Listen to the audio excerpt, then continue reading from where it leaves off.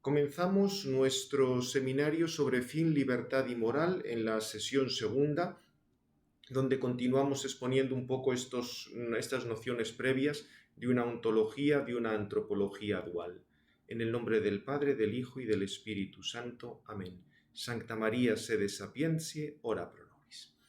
Bien, en la sesión anterior, en la sesión primera, habíamos expuesto un poco las grandes líneas de este seminario y ya os había comentado que para comprender un poco, para profundizar las nociones de fin, de libertad y de moral, nos hacía falta la noción de forma y materia, toda una serie de, diríamos, de conceptos, tanto de la metafísica como de la filosofía de la naturaleza que hay en Santo Tomás, porque cuando eso está claro, las cuestiones referidas a la moral vais a ver que se explican con bastante facilidad. El problema es que si faltan estos conceptos, pues hay muchas cosas que no se pueden explicar bien.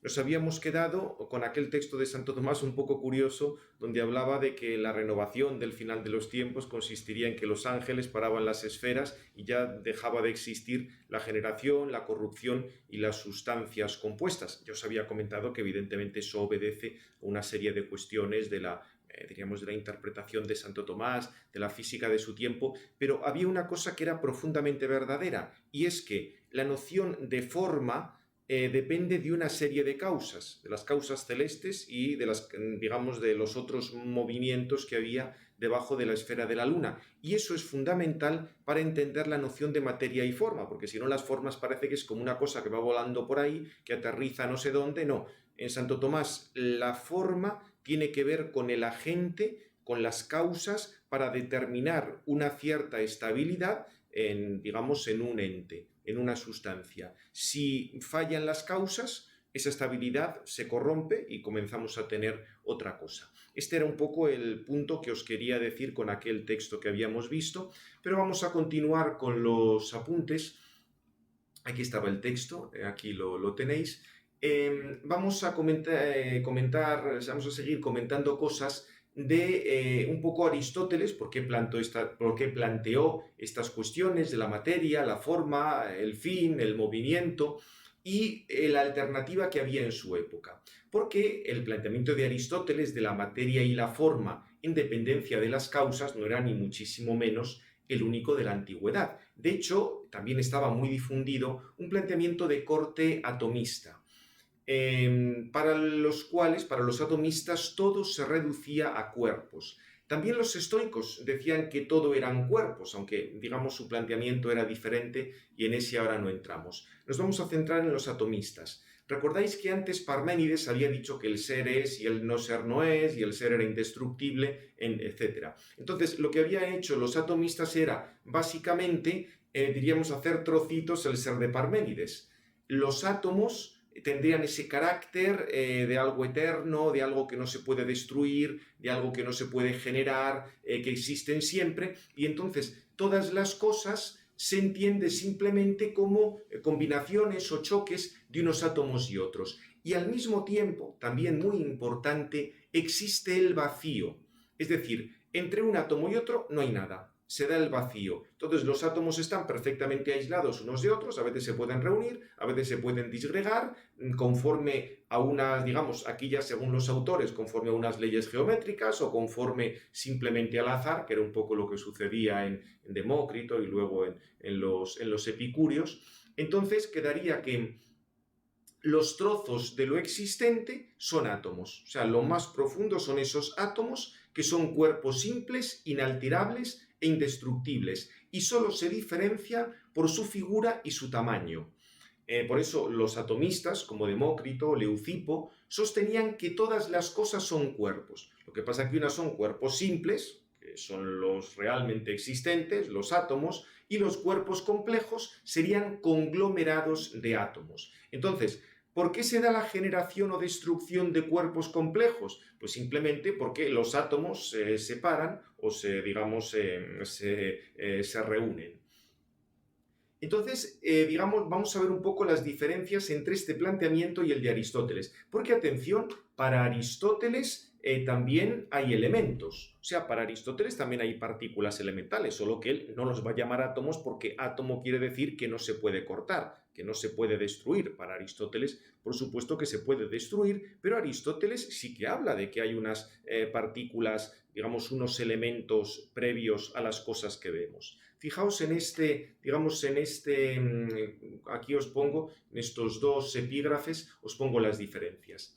Según los atomistas, existe o es posible un análisis definitivo y absoluto de los cuerpos complejos en cuerpos últimos, simples y permanentes, mientras que para Aristóteles no existe y no es posible tal análisis, solo un análisis provisional y relativo. Es decir, para Aristóteles, por supuesto que los cuerpos compuestos están compuestos de cuerpos simples. Acordaos lo que habíamos visto de Santo Tomás con eso del fin del mundo. Cuando paren las esferas, quedarán los elementos por ahí sueltos, pero no formarán compuestos, ni habrá seres vivos, ni nada de eso. O sea que los compuestos están formados de cuerpos simples, sí, pero tú no puedes reducir sin más un compuesto, una piedra, un árbol, un animal, a la suma de todos los componentes. Hay algo más. No lo puedes reducir a una ecuación geométrica que te diga exactamente cómo es ese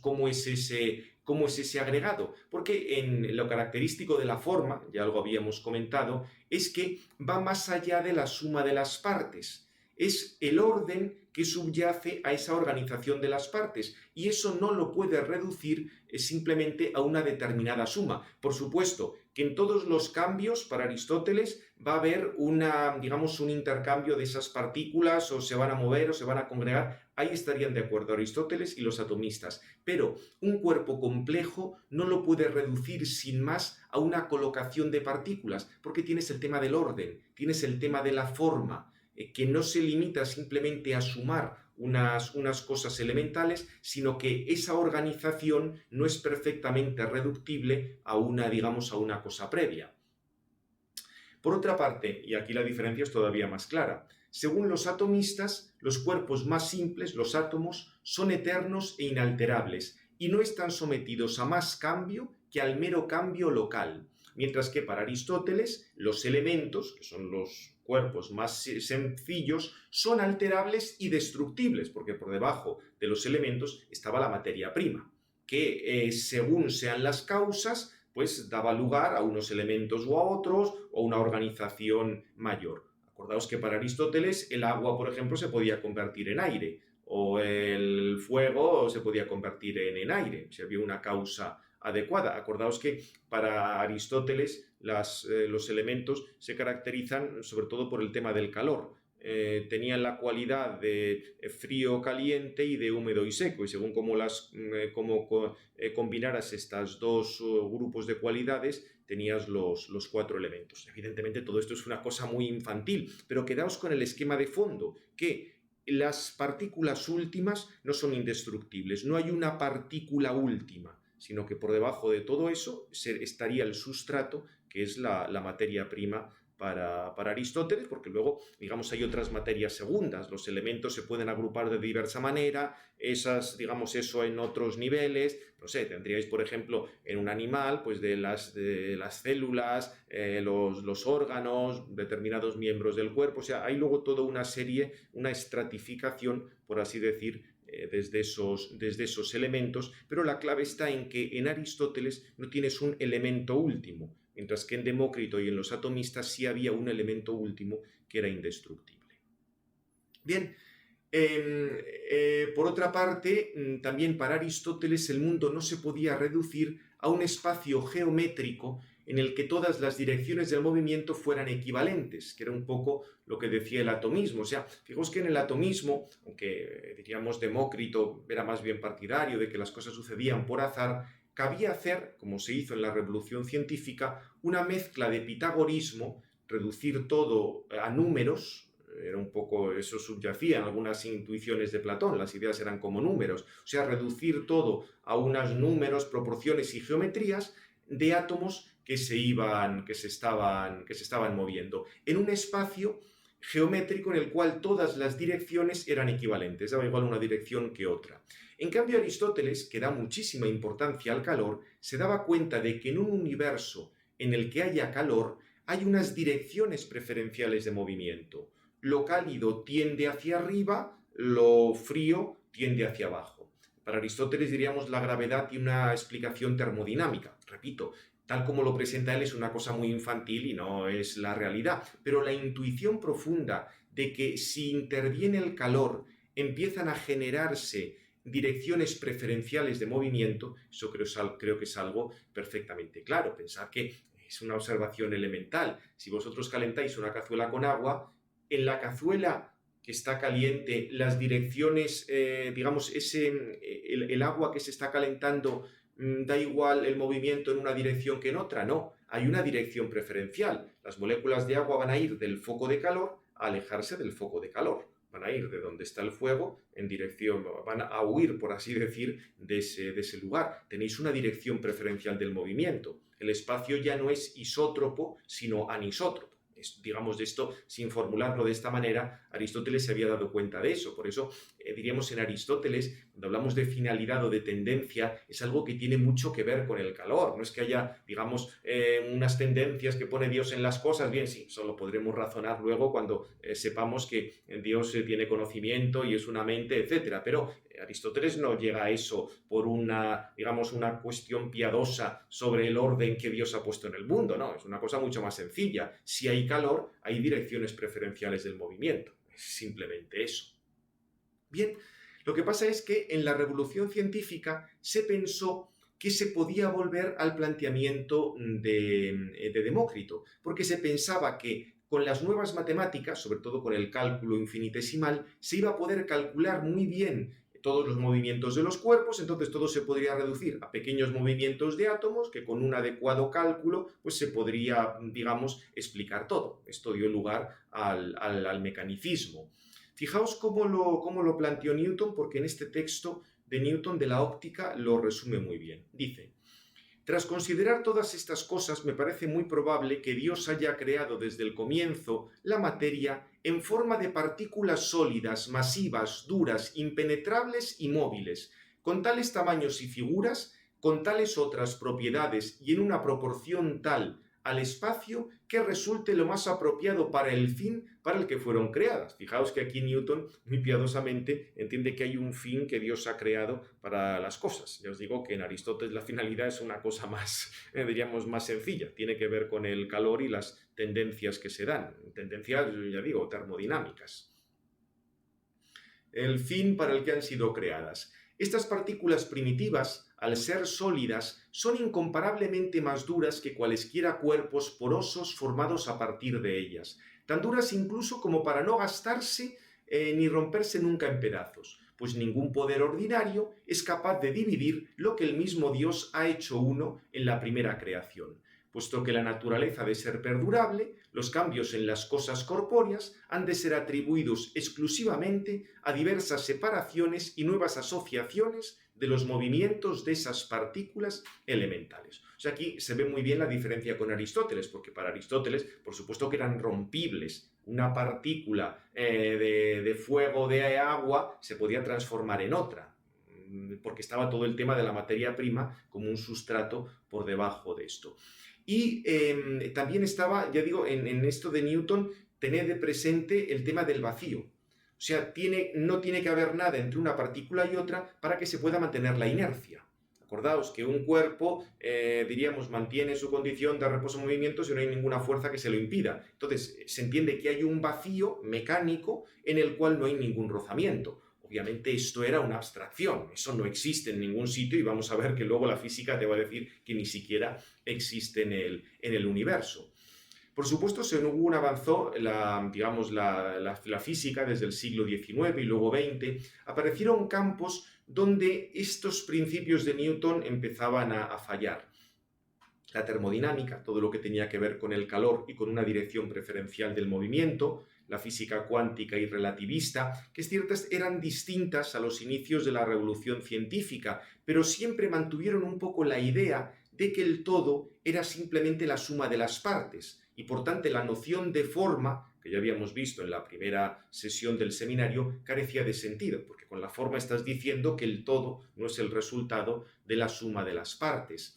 Uno de los instrumentos que se desarrollaron para esto, simplemente lo apunto porque la cosa evidentemente es muy compleja, sería el método de perturbaciones, este lo inventó Laplace, que digamos, cuando se presentaba la cuestión de muchos cuerpos físicos aislados en el vacío mecánico, porque claro, lo de Newton va muy bien si tienes aquí un cuerpo y aquí otro, pero si tienes otro, otro y otro, empiezan a, digamos, a interferir unos con otros. Para esto es para lo que se aplicó, para tratar estos problemas, el método de las perturbaciones, y se empleaba lo que se llamaba la condición asintótica, en el sentido de considerar los cuerpos sin interacción unos de otros y al final ir sumando sus interacciones. O sea, como si dijeras, los tomas todos, este con este y te olvidas del otro, este con este y te olvidas del otro. Y luego al final haces como una sumatoria de todas las cosas. O sea, el presupuesto era que las propiedades físicas del sistema no cambiaban tanto cuando el cuerpo interactúa con otros como cuando no interactúa. O sea, tú puedes aislar perfectamente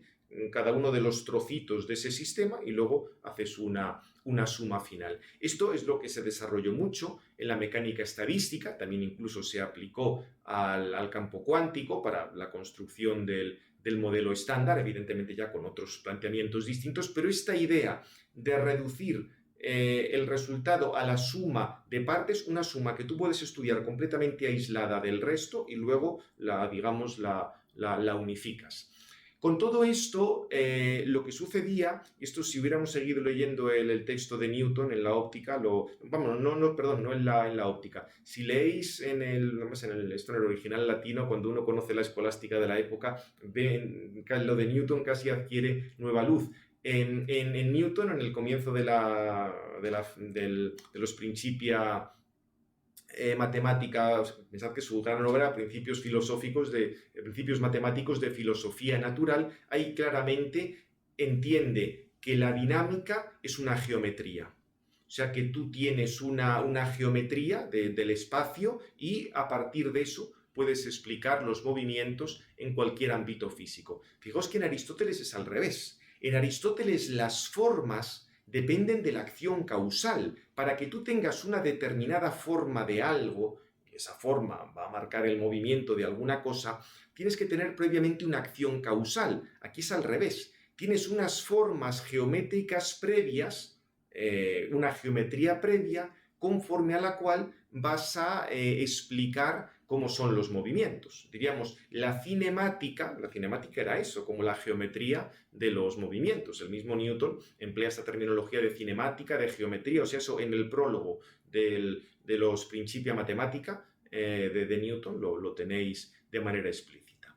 Lo que pasa es que el mismo avance de la física empezó a poner un poco en duda este paradigma. Aquí la piedra de toque siempre fue lo del calor, porque ahí, ya os he dicho, en el calor hay una dirección preferencial del movimiento y cuando está el calor ya no es tan fácil reducir las cosas a la geometría.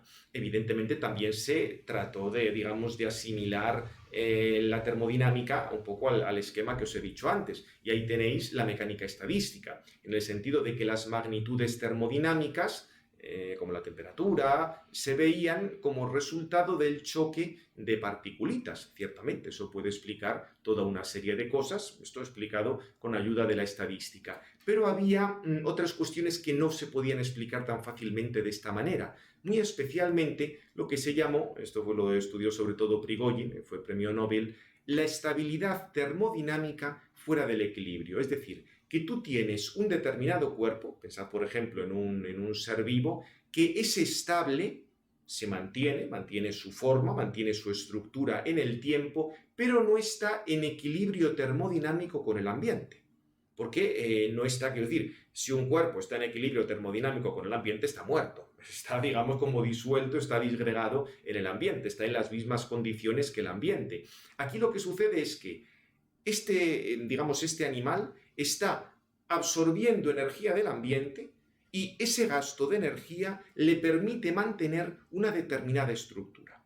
Esto ya digo, son cuerpos estables fuera del equilibrio termodinámico. Evidentemente, si algo está en equilibrio termodinámico con el ambiente, es estable, está en las mismas condiciones que el ambiente, es estabilísimo, está muerto, pero es estabilísimo. En cambio, aquí tienes sistemas termodinámicos que son estables, pero no están en equilibrio con el ambiente. Prigogine, que tenía una cierta formación filosófica, además de ser un gran químico y un gran físico, se dio cuenta de que esto recordaba toda una serie de cosas de Aristóteles. O sea, él lo subrayó y luego en alguna de las obras que tiene de tipo divulgativo lo saca.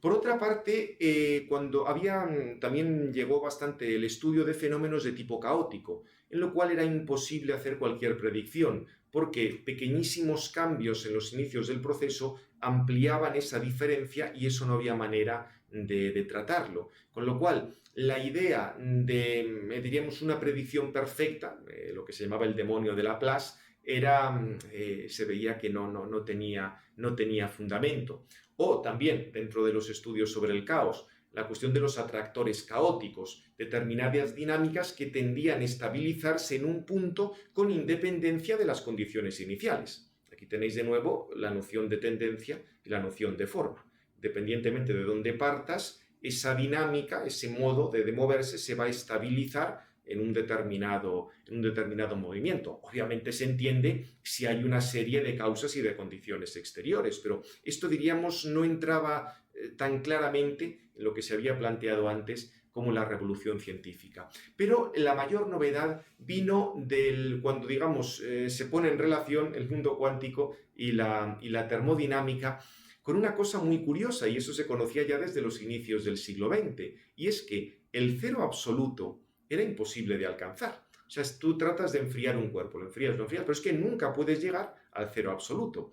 Acordaos que en la teoría cinética de los gases y en todas estas cuestiones de la explicación de la termodinámica a partir de los choques de las partículas, un cuerpo en el cero absoluto querría decir que todas sus partículas están absolutamente quietas, está completamente parado. Pero claro, resulta que era imposible llegar al cero absoluto. Con lo cual, es como si ese cuerpo estuviera recibiendo energía del espacio que lo rodeaba. Pero no habíamos dicho que el espacio vacío era absolutamente la nada. Pues no, por mucha energía que tú saques es como si hubiera una fuente, diríamos, de fondo que impide que llegues al cero absoluto. Esto es lo que llevó, ya digo, simplificando muchísimo porque no estoy hablando con toda precisión, pero para entendernos, esto es lo que llevó al planteamiento del vacío cuántico, en el sentido de que no existe un vacío mecánico, los cuerpos no están perfectamente aislados, sino que hay como un vacío de fondo que los está unificando a todos. O sea, no porque... digamos, el vacío, de esto habían hablado los atomistas, hoy ha hablado Newton, pero entendía que un cuerpo estaba perfectamente separado de otro y no había ningún influjo. Y por eso, o sea, en ese sentido podía avanzar, digamos, se daba lo de la inercia, porque podía avanzar, digamos, no le afectaba otra cosa, con lo cual, digamos, tenías la inercia. Con el vacío cuántico no. Y es como si el cuerpo estuviera sumergido en ese vacío especial que no es el vacío mecánico, con lo cual la idea de que tienes diríamos, un cuerpo perfectamente aislado ha desaparecido, porque en el fondo todos los cuerpos están relacionados unos con otros. Con lo cual tenéis ya, por una parte, que unos elementos químicos se podían convertir en otros. Unas partículas subatómicas se pueden convertir en otras, es lo que hacen los aceleradores de partículas. Sí, la idea de que una partícula está completamente aislada de otra en un vacío mecánico ya no se podía sostener. Esto fue haciendo que además se desarrollara la noción de información como una magnitud física real distinta a la de masa y energía. Sobre esto tenéis un montón de cosas publicadas y cada vez está más claro. Porque si decimos, tú no puedes aislar perfectamente una partícula de otra, con lo cual tienes que tener siempre en cuenta las interacciones de una y otra. Entonces, para que haya un intercambio de masa y energía, no va a depender simplemente como si son dos partículas aisladas que tú estudias con una ecuación, sino que tienes que tener en cuenta cuál es ese ambiente y cómo se están organizando esas partículas entre sí, lo que, como si dijéramos, el orden de esas partículas o el orden de esos elementos. Y esto quedó confirmado por una cosa realmente sorprendente, lo que se llamaron los bosones de Nambu-Goldstone y la ruptura espontánea de simetría. Esto lo tenéis en el artículo de Panizzoli, está extraordinariamente bien explicado, que he citado en la bibliografía, no nos podemos ahora detener mucho en él. Ya digo, el que quiera verlo con más detalle lo tiene ahí. Básicamente lo que nos encontramos es que, lo que se llama la ruptura espontánea de simetría, en determinados sistemas se da una simetría porque no hay una dirección preferencial del movimiento. Pensad, por ejemplo, para el caso de un cuerpo que se va a magnetizar. Aquí tenéis los distintos átomos de hierro, cada uno apuntando en un sitio distinto. Esto es simétrico, porque como están todas desordenadas, da igual que esto lo gires, lo muevas, lo pongas de una manera o lo pongas de otra. Digamos, aquí hay una simetría. Bien, lo que sucede es que cuando se da determinado proceso, la simetría cambia. Diríamos, te quedas con una simetría menor. Por ejemplo, el metal se convierte en un imán por la forma de colocación, digamos, de los imancitos. Podías ver cada uno de los átomos que comienzan a estar orientados. Y esta forma ha sido inducida por la acción de una causa exterior que ciertamente es asimétrica. Por ejemplo, acercando un imán a ese metal o bajando la temperatura o lo que suceda, lo que sea. Esto produciría en terminología aristotélica, educe un bosón, que aquí el bosón sería el modo de estar organizado ese campo. Un bosón compatible con ese nuevo campo que va a modificar la orientación del spin de los electrones según un cierto modo. Fijaos, de tenerlos de esta manera, los tienes todos así ordenaditos. Entonces, aquí se ha roto la simetría, porque aquí tenías, digamos, daba igual, podías girar esto de cualquier manera. Cuando todos están apuntando a la misma dirección, ya solo tienes la simetría cilíndrica. Esto lo puedes girar solo como un cilindro y sí se mantienen las propiedades, pero si lo giras de otra manera, en otro ángulo, ya cambian las propiedades. Si estos imanes los giras, por ejemplo, hacia la derecha o hacia la izquierda, ya diríamos las propiedades del sistema van a ser diferentes. Diríamos el campo magnético va a apuntar a un sitio, va a apuntar a otro. Este otro, en cambio, lo puede girar como te dé la gana, porque aquí no, o sea, nos va a dar igual como lo gires, mientras que este, como mucho, podrás girarlo de una manera cilíndrica.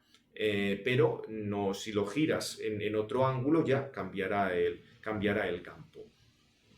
Te digo, es un ejemplo evidentemente bastante sencillo y bastante tonto, pero veis ahí cómo sea el orden ha dado lugar a una serie de propiedades nuevas. Y esto además se puede realizar sin transmitir energía, o sea, puede mantenerse el balance, el equilibrio de masa y energía, pero lo que cambia es la información. Esto, repito, aquí lo estoy simplificando muchísimo. En el artículo de Panizzoli viene con las ecuaciones, el que lo quiera ver lo pueda tratar con detalle. Estuve tentado de haber visto ese artículo en 2 o 3 vídeos, pero el problema es que nos llevaría muchísimo tiempo y nos sacaría un poco de este contexto del que estamos hablando, de lo que quiero hablar del fin, de la moral, de la libertad, etc.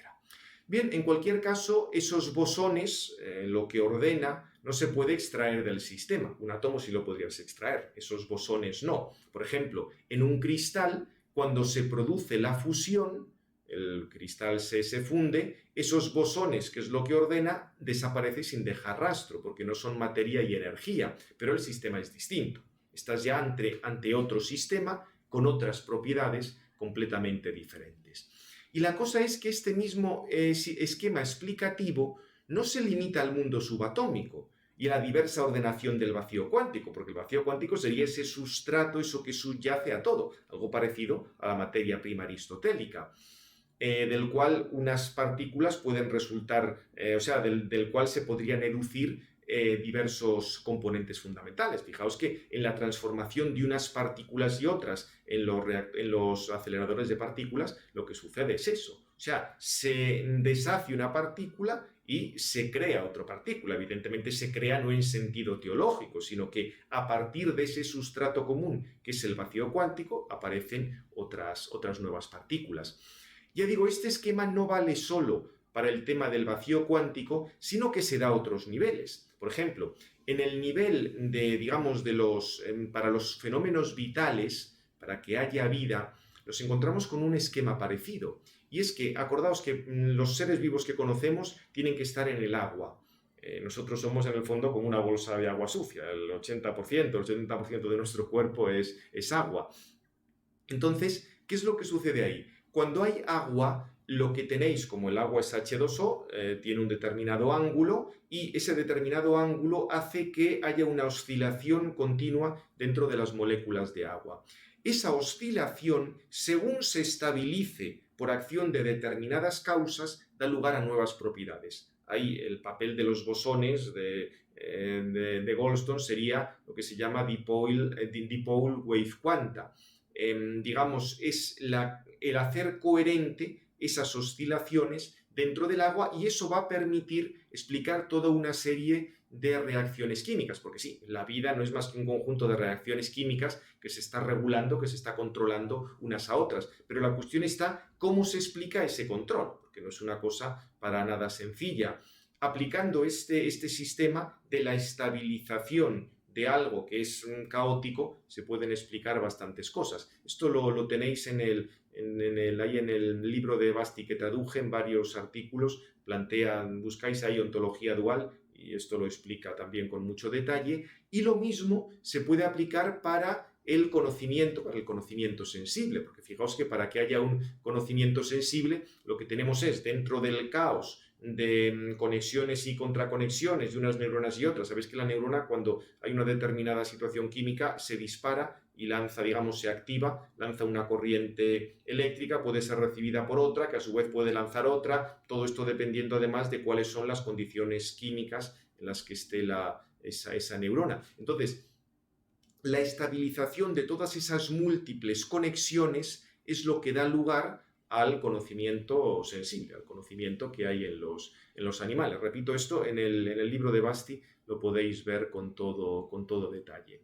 Con lo cual, fijaos, y con esto volvemos a lo que nos interesa, tenéis aquí en campos de la física completamente alejado de lo que había dicho Santo Tomás o Aristóteles, este esquema de la forma causalmente educida de un sustrato que es caótico, es decir, de la materia, siempre por una determinada causa. Siempre tiene que intervenir algo exterior que dé lugar a esa estabilidad, pero es el esquema de materia-forma, un esquema que no se puede reducir a un movimiento de tipo geométrico de partículas. Esta es un poco la idea que quería transmitirnos. Por supuesto que hay muchas diferencias entre la intuición primera de Aristóteles y Santo Tomás y todos estos niveles explicativos. Esto ni lo habían olido Aristóteles o Santo Tomás, pero el esquema de fondo de educir una forma, una estabilidad por la acción de una serie de causas sobre un sustrato caótico, en esto, diríamos, la coincidencia es enorme.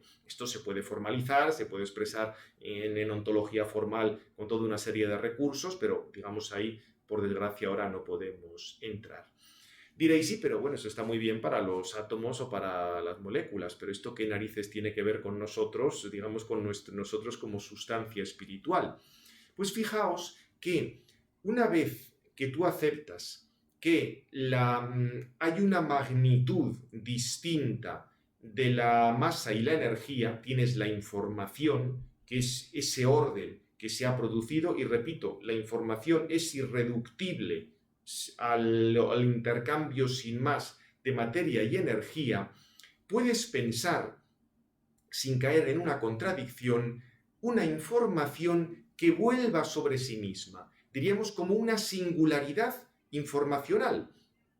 Igual que tú hablas de un punto del espacio, una singularidad que tiene unas determinadas características especiales, como es el agujero negro, donde el cual el espacio se curva sobre sí mismo, pensad una información, que repito, es una magnitud física, que se curva sobre sí misma. En ese sentido, una sustancia espiritual sería un agujero negro informacional. Un ángel sería un agujero negro informacional. En nosotros habría algún aspecto de eso, porque no es que nuestra alma debe tener un cuerpo, o sea, tiene que estar unida a un cuerpo. Es cierto que puede subsistir sin el cuerpo, pero lo propio de la persona humana es que tenga alma y cuerpo. Pero el aspecto no material sería precisamente ese, el de una singularidad, una información que vuelve sobre sí misma.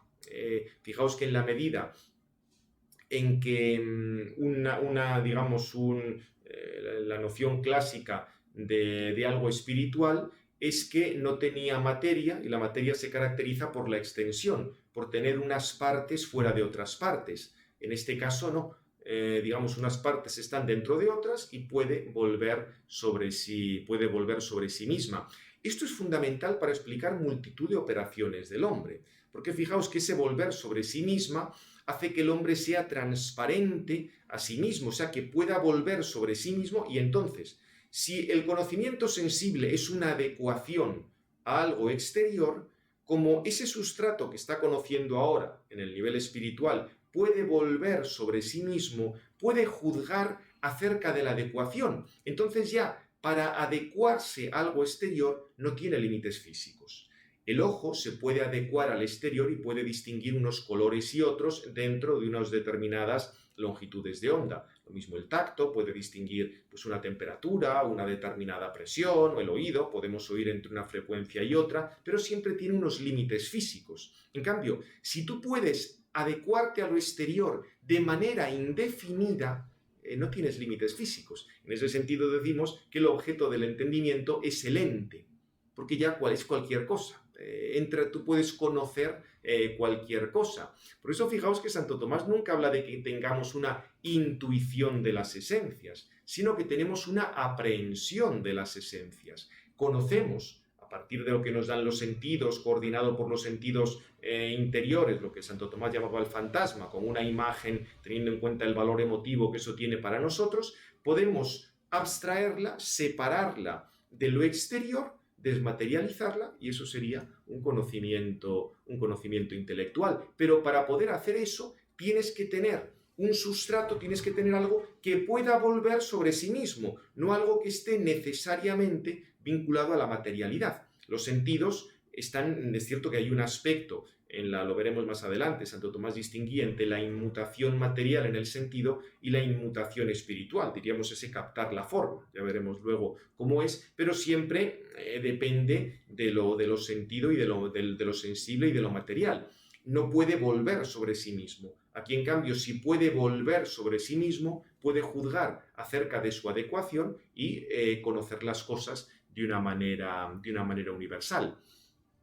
De esta manera podemos superar las diversas precomprensiones. Podemos conocer algo a la luz de un nuevo dato sensible, separándonos, por así decir, de todo lo anterior. Esto es lo que va a permitir, por otra parte, la libertad, el conocimiento universal, etc.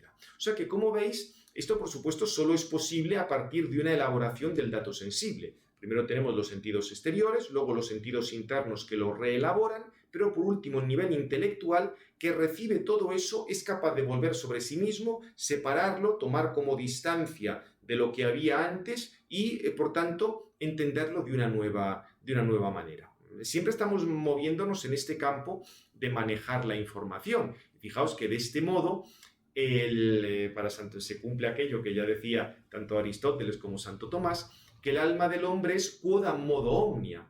En cierto modo es todas las cosas en potencia, porque no tiene ningún límite, puede ir conociendo las cosas indefinidamente. Por eso, como veis, para un conocimiento intelectual no hace falta tener así como una captación de un horizonte infinito de los posibles, de todas estas memeces que planteó lo que se llamó el tomismo trascendental, que sería más bien jesuitismo trascendental, porque fue hecho por jesuitas, como si para tener un conocimiento universal tenemos ya que tener de una manera mágica, como una captación del absoluto, no sé qué cosas.